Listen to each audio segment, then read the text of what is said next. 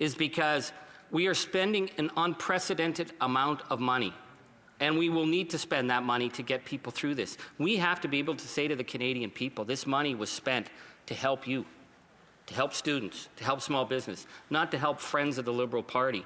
And I'm very surprised my honourable colleagues in the Conservative Party did not mention David McNaughton as part of the study.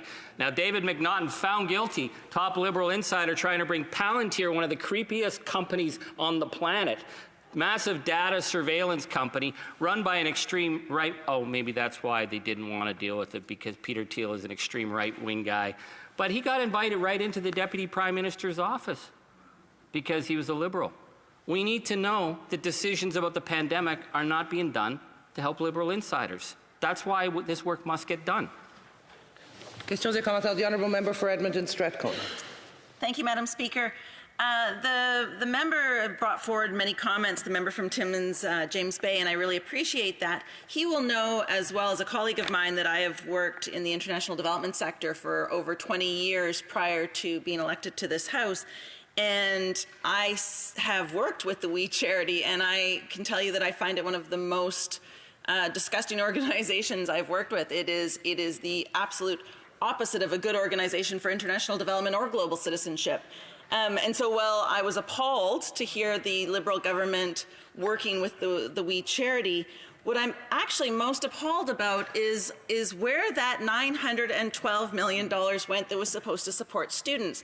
I have the University of Alberta, many post-secondary institutions in my riding, and that money evaporated. And what I'd like to ask my esteemed colleague is, what are the students and the recent graduates in my riding supposed to do now? Where did the $912 million go? Where is the support for students?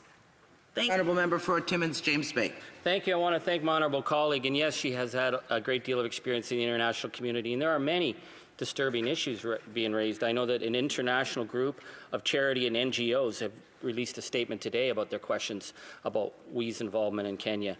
And I think that that's very troubling.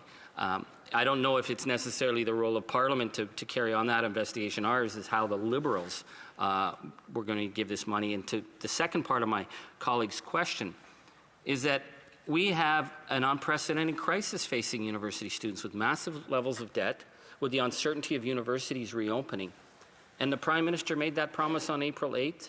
By April 17th, the Kielburgers were in the meetings. By April 22nd, when it was announced, it was the We plan.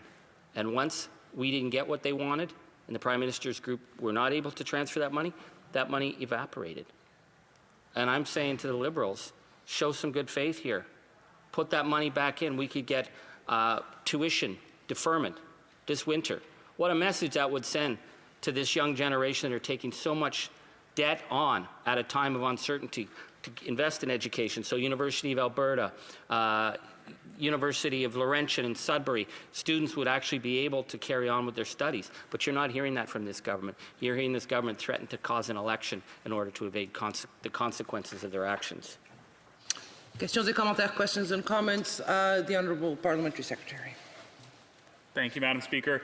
And I just stood up because I have great admiration for the work that my colleagues across the floor have done in international development capacities. I've done some myself as a former athlete ambassador for various organizations. And I have great admiration and respect for the member from Timmins, James Bay. And I just heard a really good idea that we investigate how we can help students.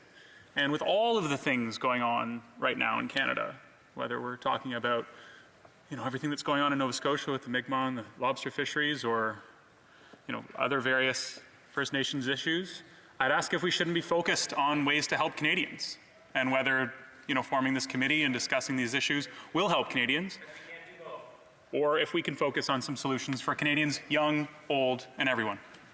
The honourable member for Timmins, James Bay, a very quick answer.